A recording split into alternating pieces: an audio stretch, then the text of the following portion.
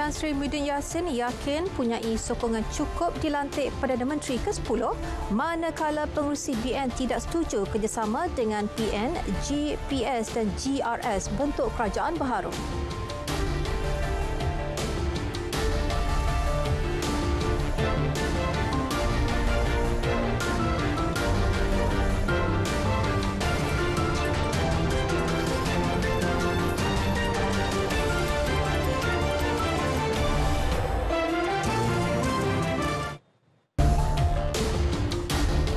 Assalamualaikum dan salam hormat. Anda bersama saya Miza Yusni Muhammad dalam Berita Tengah Malam.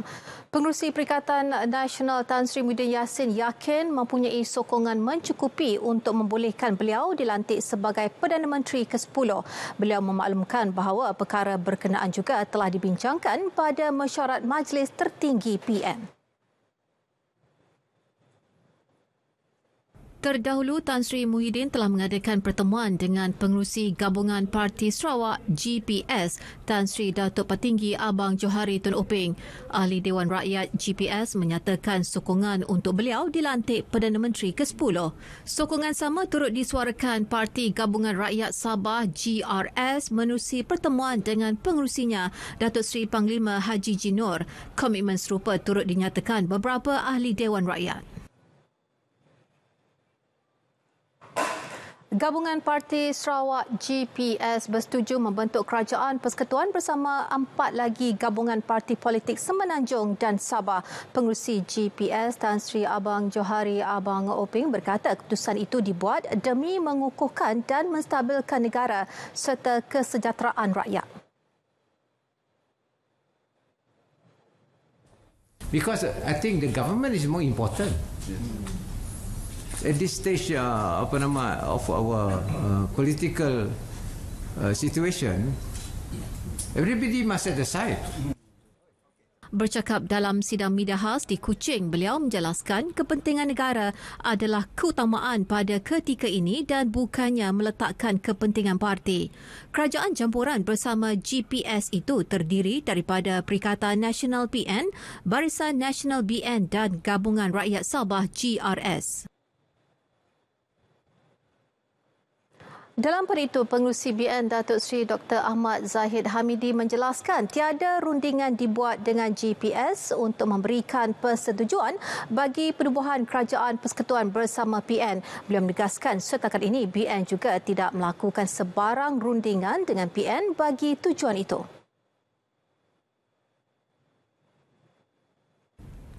Menerusi satu kenyataan, Datuk Seri Dr. Ahmad Zahid berkata, kesemua ahli Parlimen BN yang memenangi PRU ke-15 telah menandatangani aku janji dan memberi mandat kepada beliau untuk menentukan apa-apa gabungan politik dalam penubuhan kerajaan. Sehubungan itu, mana-mana ahli Parlimen yang melanggar arahan parti akan mengakibatkan pelepasan keahlian parti. Ia termasuk kerusi Parlimen selaras dengan Undang-Undang Larangan Ahli Dewan Rakyat Bertukar Parti seperti yang termaktub di bawah perkara 49A Perlembagaan Persekutuan. Parti Warisan akan menyokong pembentukan kerajaan persekutuan yang mampu memberi kestabilan kepada negara dan menjaga kepentingan rakyat Sabah dan Sarawak. Presidennya Datuk Seri Muhammad Syafiq Abdal sedang menimbang sebaik mungkin tawaran beberapa pemimpin politik. Beliau mengesahkan telah menerima panggilan telefon daripada beberapa pemimpin politik yang menyatakan hasrat untuk bekerjasama. Jelas beliau, apa yang penting adalah kestabilan negara dan kepentingan negeri-negeri Borneo. Tambah beliau, walaupun jumlah kerusi dimenangi warisan adalah kecil, namun ia mampu menambah kestabilan kepada politik di negara ini dan sesiapa yang mahu bentuk kerajaan persekutuan perlukan sokongan ini. Warisan yang bertanding di 52 kerusi Parlimen seluruh negara memenangi 3 kerusi Parlimen dengan presidennya sendiri mempertahankan Parlimen sempurna, Isna Raisa Munira Majlis Kota Belud dan Datuk Muhammad Yusof Abdal Lahad Dato'. Semua parti diminta menyatakan gabungan dan menamakan calon Perdana Menteri kepada Istana Negara sebelum 2 petang esok. Yang di-Pertuan Agong Al-Sultan Abdullah Riayatuddin Al-Mustafa Billah Shah bertitah pembentukan kerajaan baharu dan pelantikan Perdana Menteri menerusi kaedah berkenaan adalah muktamad.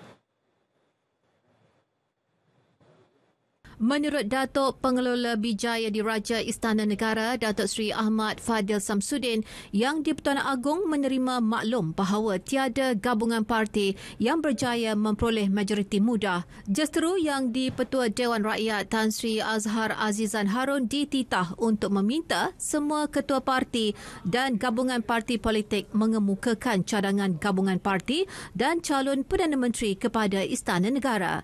Titah dibuat selaras perkara 40/2/A dan perkara 43/2/A Perlembagaan Persekutuan.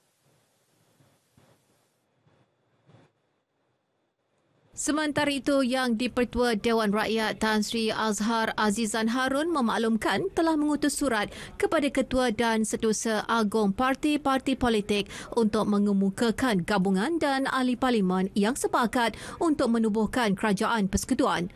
Mereka juga diminta menamakan calon Perdana Menteri ke-10 dengan terang dan jelas. Beberapa pemimpin UMNO menggesa Presiden Parti Datuk Seri Dr. Ahmad Zahid Hamidi letak jawatan dan mereka mendakwa tindakan terbabit wajar diambil pengerusi Barisan Nasional itu susulan prestasi buruk pada PRU ke-15. Antara pemimpin yang berbuat demikian adalah bekas Ahli Parlimen Tanjung Karang Tan Sri Noh Omar. Beliau yang mendakwa hilang kepercayaan terhadap kepimpinan Datuk Seri Zahid turut meletak jawatan sebagai pengerusi perhubungan UMNO Selangor. Tan Sri Noh bagaimanapun kekal sebagai Ahli Majlis Tertinggi. Turut letak jawatan Ketua Penerangan UMNO Syahril Sufian Hamdan. Tindakan itu dilakukan beliau atas dasar tanggungjawab secara kolektif. Syahril mendesak Presiden Parti melakukan perkara terhormat dengan turut melepaskan jawatan.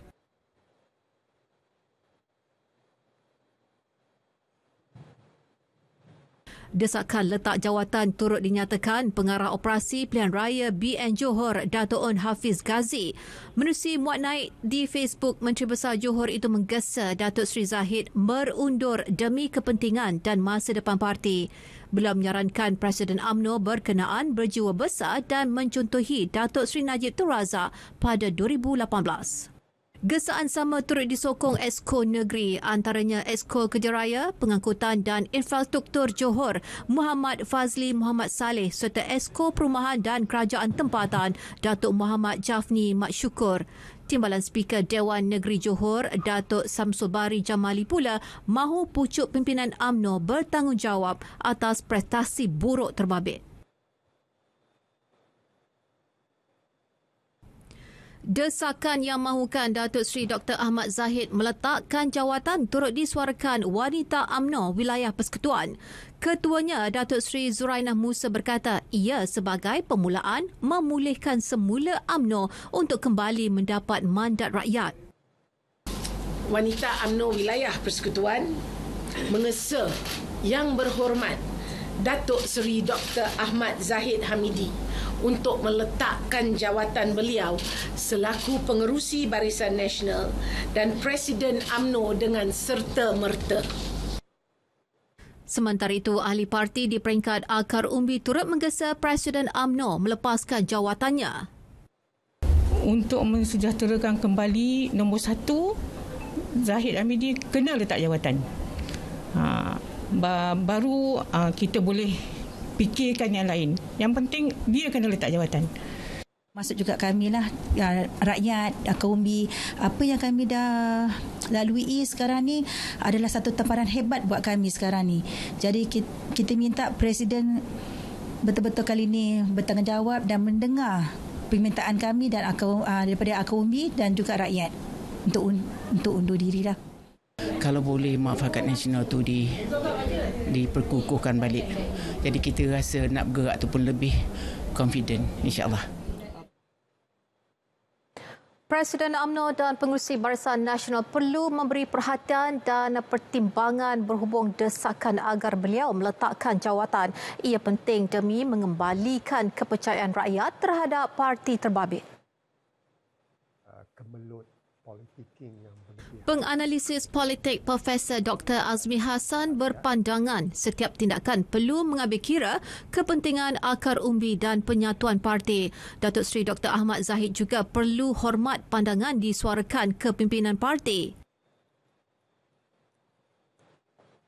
Untuk memperbetulkan masalah dalam satu organisasi dan termasuk parti politik, orang paling tinggi perlu bertanggungjawab dan dalam hal ini Presiden UMNO demi memudahkan lagi pembaikan, reformasi, pembetulan dilakukan dalam UMNO supaya sokongan yang diterima sebelum ini dapat kembali kepada UMNO dan paling tidak dan paling terbaik adalah untuk Presiden UMNO dikatakan berundur secara terhormat. Ujarnya tindakan tepat dapat membantu parti memperoleh kembali kepercayaan akar umbi dan penyokong. Sektor perkhidmatan awam dijamin tidak terjejas biarpun pada tempoh pembentukan kerajaan. Ini kerana mereka komited untuk terus mendukung konsep berkecuali dan kerajaan semasa berdasarkan prinsip undang-undang. Jaminan dinyatakan Ketua Setiausaha Negara Tan Sri Muhammad Zulkifli Ali. Menurut beliau, anggota perkhidmatan awam akan terus menyempurnakan tugas diamanahkan dengan penuh dedikasi. Komitmen dilaksana bagi memastikan penyampaian perkhidmatan kepada rakyat dan pemegang taruh tidak terjejas. Tegasnya, kaki tangan awam sentiasa siap sedia dan berpegang teguh kepada prinsip dan ikrar perkhidmatan awam.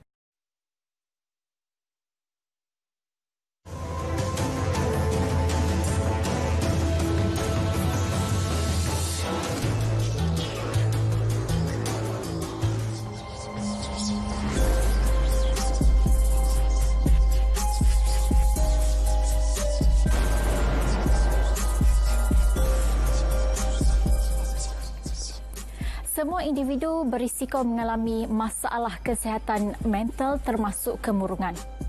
Saya, anda, kita tidak terkecuali. Apatah lagi dalam keadaan stres yang melampau dan berjauhan dengan keluarga. Ingat, sekiranya kemurungan ini tidak dirawat dengan baik, ianya boleh mengundang kemudaratan termasuk tingkah laku bunuh diri. Ambil peduli, kita mampu mengubahnya.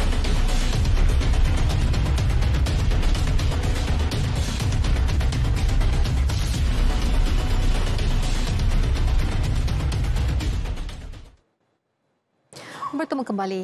Keputusan PRU ke-15 bagi Dewan Undangan Negeri Dun Pahang menyaksikan buat julung kali dalam sejarah kerajaan negeri tergantung selepas tiada parti memperoleh majoriti mudah bagi membentuk kerajaan negeri yang baharu. Barisan Nasional BN yang menjadi peneraju pentadbiran negeri Tok Gajah selama ini tidak memperoleh majoriti mudah dan PN dan PH juga tidak dapat membentuk kerajaan negeri secara bersendirian kerana masing-masing tidak mempunyai majoriti mudah. Berdasarkan keputusan rasmi di 41 kerusi DUN yang dipertandingkan, PN memenangi 17 kerusi, BN memperoleh 16 kerusi manakala PH 8 kerusi. Kerusi DUN Tioman pula ditangguhkan susulan kematian calon PN Mat Yunus Ramli yang meninggal dunia ketika menerima rawatan di Hospital Rompin. Parti-parti yang bertanding di negeri ini perlu memenangi 21 kerusi DUN untuk memperoleh majoriti mudah bagi membentuk kerajaan negeri. Berdasarkan keputusan tersebut, pembentukan kerajaan campuran perlu dibuat sama ada gabungan daripada parti BN dan PN atau gabungan PN dan PH atau BN dan PH. Manakala bagi kerusi parlimen pula menyaksikan BN memperoleh 5 kerusi daripada 13 yang dipertandingkan. PN pula memperoleh 7 kerusi dan 2 kerusi lagi milik PH. Di Perak, Pengarah Suruhanjaya Pilihan Raya SPR Negeri Muhammad Nazri Ismail menghadap Sultan Nazrin Muhyiddin Shah di Istana Kinta Ipoh. Sesi menghadap itu bagi menyembah maklum kepada baginda berhubung keputusan PRU ke-15 membabitkan Parlimen dan Dewan Undangan Negeri Perak. Turut dilihat menghadap Setiausaha Kerajaan Negeri Dato' Ahmad Suwaidi Abdul Rahim dan Penasihat Undang-Undang Negeri Dato' Azmir Shah Zainal Abidin. Sesi berkenaan berlangsung kira-kira sejam. Berdasarkan keputusan rasmi, Perikatan Nasional memperoleh 26 kerusi DUN diikuti Pakatan Harapan 24 dan Barisan Nasional 9 kerusi. Perak menyaksikan sebanyak 59 DUN dipertandingkan pada PRU kali ini. Baik, kestabilan ekonomi merupakan aspek utama yang diberi perhatian warga kota terhadap kerajaan baharu. Tinjauan RTM di sekitar Kuala Lumpur mendapati masyarakat ingin keharmonian negara terus dikekalkan. Saya harap kerajaan yang akan diadakan lepas ni boleh mencapai apa yang janji-janji mereka kotakanlah. Lepas ni dapat bina lagi lah polisi-polisi baru ataupun dasar-dasar yang dapat mengukuhkan lagi kita punya ekonomi. Saya harap agar kerajaan lepas ini akan lebih susun apa strategi-strategi diorang dalam membentuk Malaysia yang lebih maju dan ekonomi yang lebih stabil. Walaupun harga barang naik, rakyat kena jaga hati rakyat. Okay, so my expectation is like hope Malaysia go better, and also hope the transportation will be better lah. So, kalau kerajaan baru bagi peluang untuk orang yang talent lah, yang ada kelulusan ke macam mana, jangan tengok kaum berbilang bangsa, bagi peluang lah. Government baru kena mengekalkan unity. Saya nak government baru kekalkan ekonomi, stability dan equality. Saya harap tahun depan dia saya expect lah peluang ini suka untuk bagi pada satu Malaysia lah saya nak. Sebab semua orang manusia juga, India, China dengan Melayu. Generasi muda Sarawak mahu kerajaan yang dibentuk dapat meningkatkan kemajuan infrastruktur asas rakyat di negeri itu, khususnya penduduk luar bandar. Rata-rata berharap pemimpin yang dipilih membawa kemakmuran dan kestabilan politik. Baik pulih dekat jalan lah, sebab susah sangat. Banyak lubang-lubang, macam yang dibuat pun setengah-setengah. Harap dapat buat semualah untuk memudahkan lagi orang rumah panjang ataupun cikgu-cikgu yang mengajar di pedalaman ke. Kita mengharapkan agar kerajaan yang akan dibentuk selepas ini akan membawa lebih kemakmuran, kestabilan dari segi politik, dan juga lebih banyak pelabur asing akan masuk ke negara kita Malaysia. Sementara itu, penduduk di Miri rata-rata menzahirkan harapan terhadap wakil rakyat yang dipilih melaksana amanah dengan bertanggungjawab demi keharmonian negara. Majukan lagi lah negara kita Malaysia sini. Ya. Untuk luar-luar kawasan macam Hulu-Hulu sana yang memerlukan bagi bantuan lah. Ini untuk kebaikan kita bersamalah. Sebab kita di Sarawak tu macam-macam bangsa. So kita mesti bersatu hatilah. Ini pula harapan disuarakan rakyat Sabah kepada kepimpinan kerajaan baharu yang bakal dibentuk. Harapan saya mau supaya apa yang kita alami sekarang sebagai rakyat, kita alami kesusahan, saya harap kita dibantulah.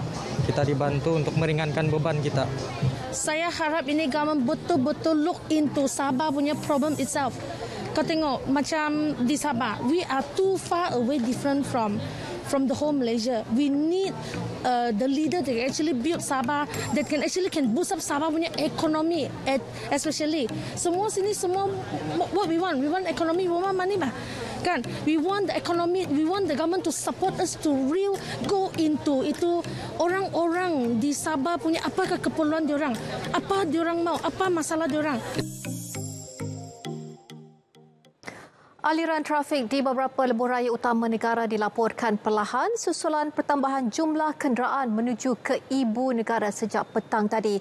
Dan keadaan itu berikutan orang ramai pulang ke destinasi masing-masing selepas menunaikan tanggungjawab sebagai pengundi pada PRU ke-15 semalam.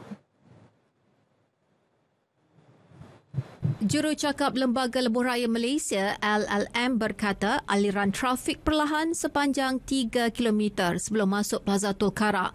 Aliran trafik turut dilaporkan perlahan dari persimpangan Karak ke Plaza Tol Bentong hingga Lentang, Bukit Tinggi ke Genting Sepah dan hentian rehat Gombak ke Plaza Tol Gombak.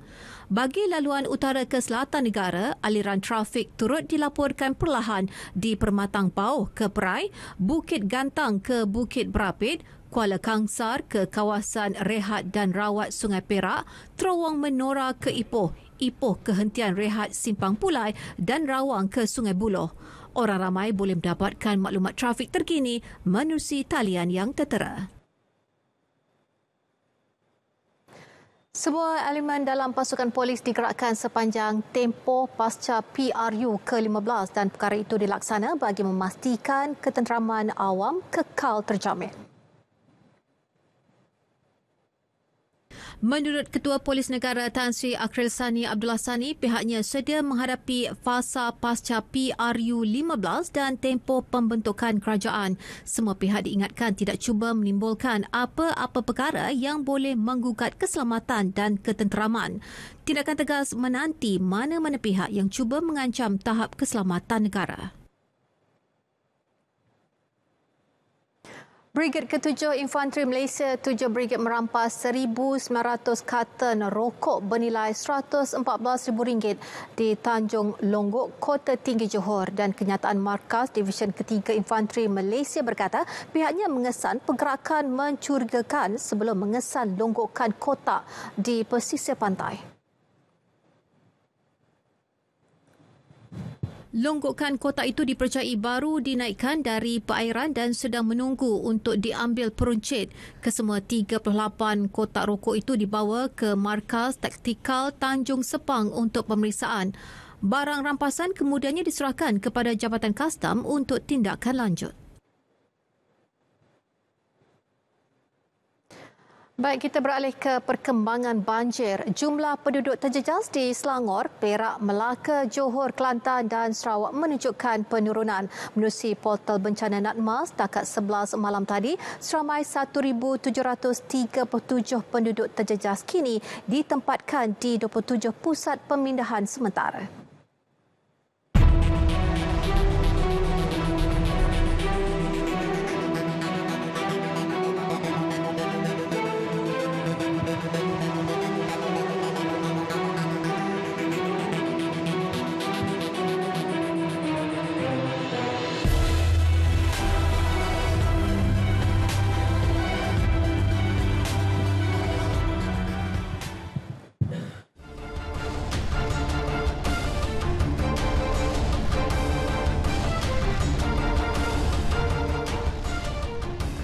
Radio Televisyen Malaysia RTM berkongsi keterujaan bersama-sama seluruh rakyat Malaysia menyaksikan perlawanan pembukaan kejohanan Piala Dunia 2022.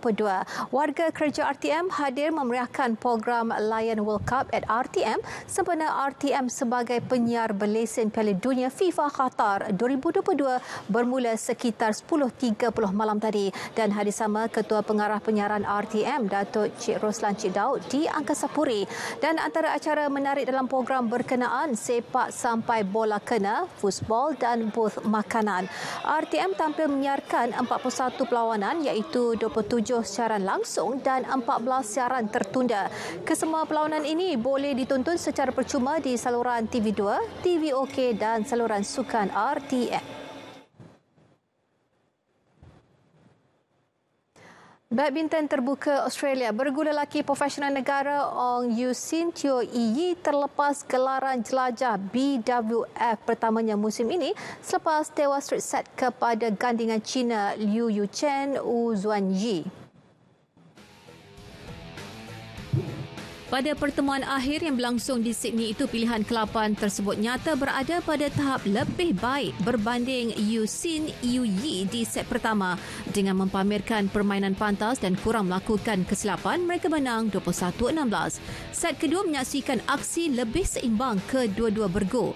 Mereka saling mengejar mata dan terikat 20-20 pada satu ketika, namun Yu Chen dan Zuan Yi berjaya memanfaatkan kelebihan yang dimiliki untuk mengutip dua mata terakhir sekaligus menang 22-20.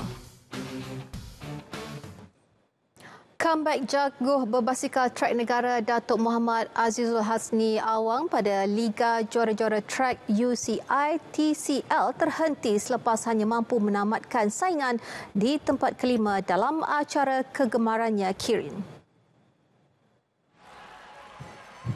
Pada perlumbaan yang berlangsung di Velodrome Berlin itu, dua pelumba teratas menerusi tiga saringan berbeza layak ke aksi final yang diungguli juara dunia Harry Laversen dari Belanda, diikuti pelumba India Isau Alban di tempat kedua dan Santiago Ramirez Morales dari Colombia ketiga. Pada saringan ketiga pusingan pertama acara pecut pula, The Pocket Rocketman mengakhiri cabaran di tempat terakhir di belakang Laversen di tempat pertama, diikuti Esso di tempat kedua. Beliau akan meneruskan baki perlumbaan TCL di San Quentin l'Yvelines, Perancis pada 26 November dan dua perlumbaan berturut-turut di London pada 2 dan 3 Disember akan datang. Pemenang pingat perak acara terjun 3 meter papan anjal seirama Sukan Commonwealth Birmingham 2022, Gabriel Gilbert Daim Muhammad Syafiq Putih tidak akan menyertai Grand Prix terjun FINA 2022 yang akan berlangsung pada 25 hingga 27 November nanti. Penolong Jurulatih Kebangsaan Datuk Leong Mun Yi memaklumkan penarikan diri daripada kejohanan yang akan berlangsung di Pusat Akuatik Negara Bukit Jalil itu disebabkan kecederaan buku lali Gabriel, manakala Muhammad Syafiq masih dalam pemulihan daripada demam denggi. Ujarnya skuad kebangsaan kini akan meletakkan harapan pada penerjun seperti Jalsan Jabilin dan Hanis Nazirul bagi acara 10 meter platform serta Oi Ziliang, Xu Yiwi dan penerjun muda Enrique McCartney untuk 3 meter papan anjal. Sementara itu, Ratu Terjun Negara Datuk Pandadela Rinong akan mengetuai skuad wanita yang akan turut disertai Nur Dabita Sabri, Wendy Eng Yan Yi, Ong Ke Ying dan Kimberly Bong. Beliau berharap kejohanan itu akan menjadi satu platform yang baik bagi menyediakan penerjun untuk Sukan C di Phnom Penh, Kemboja, diikuti Sukan Asia di Hangzhou, China serta Sukan Olimpik Paris 2024.